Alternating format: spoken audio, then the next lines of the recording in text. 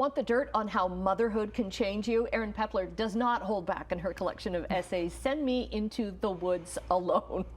And I love the title of that because it's you need to get out sometimes and just be yourself. So I gotta say, I'm not a mom, but I loved how refreshingly honest your essays were. Thank you.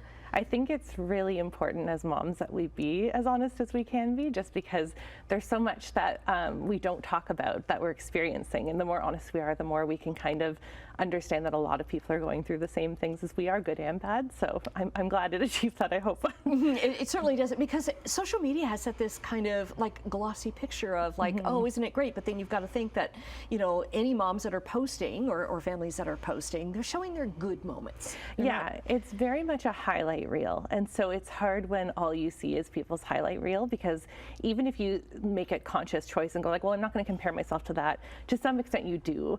And so it can be tricky when you're seeing everyone's best moments and everyone's vacations and everybody's, you know, even when someone will go like, look how messy my kitchen is, but they have this stunning kitchen, and you go kind of like, oh my gosh, like you feel like a disaster in comparison, but really, like, I think disaster is often the status quo. Yes, if only they would be honest, right? Yes. Like, I think Amy Schumer does a good job of that, actually. Well, it's funny because I've never really like related much to Amy Schumer until lately, because she had hyperemesis gravidarum, which is this condition that I had twice. And so, which is violent morning sickness. Yeah, violent for the whole day, like, because it's such a misnomer to say morning sickness, but it's like I was basically sick from the moment I got pregnant until my children were born, where I would throw up like 25 times a day. So I'm really grateful actually that she's been talking about that, because I felt like 10, 12 years ago when I had my kids, I would say, oh, I'm really sick, and people would be like, you know, like tea and toast, you'll push on through. Crackers, have a cracker. And I was like, no, I've been hospitalized twice. Like it was really rough. So. And you're talking about too about the standards that are set for modern motherhood, and they're just not attainable. And who set those standards? It's funny because I think, and a lot of people have talked about this really eloquently, but women are expected to work, which I'm happy to do. I love working. I love my job. I want to work, but we're expected to parent like we did when women didn't work. And so it's like you're working more, but you're not parenting any less. And so essentially anyone who has kids and a job is just working a double shift. And that's not to say it's easy for people who are home with their kids full time, because that's a different kind of difficult.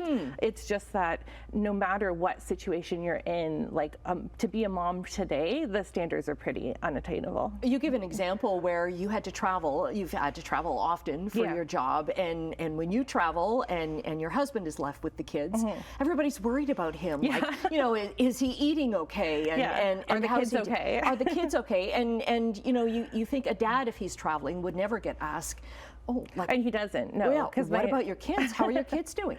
It's but really, you get asked that all the time. Anytime I go away, even if I go away for a weekend, people are like, hey, do you want it, to my husband, they're like, hey, do you want to come over for dinner? Do you need anything? How are you doing? Are you counting the minutes till she's back? And he's very capable, so he's fine. Whereas if he goes away on business, everyone's just kind of like, oh, you're good? And it's assumed I'm good. And I am too. Yes. But it's funny the difference in how we're treated. Yes. Yeah. You describe yourself as a mom who likes to sit in the car by yourself. Sometimes, yes. I think a lot of people do this, and it goes back to the title of the book, like Send Me Into the Woods Alone, where I love my kids more than anything in the world, and I love hanging out with my kids. I love being with my family. I'm not trying to escape them in any meaningful way, but what I want is like little moments to myself that I no longer get. So if I come back from grocery shopping or being at the mall, like I will sit in my car for 10 minutes and just scroll on my phone or think my thoughts, or, you know, make a quick phone call, because once I go into the house, it's like over. So, because then I'm mom. Because then you're not yourself anymore, right? And I like that you kind of, you know, self-care has become this very commercialized thing. Yes. Self-care is a bubble bath, or self-care is a face mask, right? But it's not.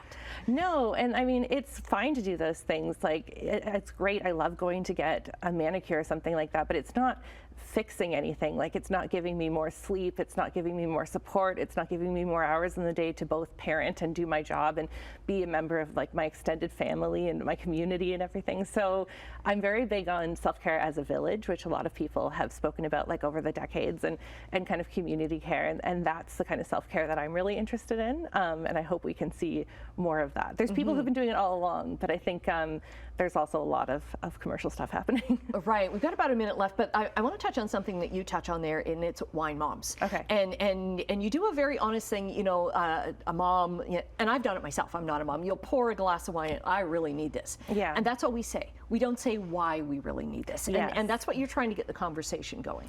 Yeah, because I think there's no shame in being a mom and being a person who enjoys a glass of wine. Like, it's not like mothers shouldn't drink and mothers shouldn't have a good time. I absolutely don't feel that way. But I do think that if you're in a position where you're like, I need this glass of wine to get through this day, that's indicative of a greater problem with how society treats moms. That's not a problem with individual women necessarily. It's a problem with why are women feeling the need to cope this way. Okay, we've run out of time, but Send Me Into the Woods Alone, read it. It is a great read. And Erin, thank you for writing it, and thank you for sharing your thoughts with us. Thank you so much.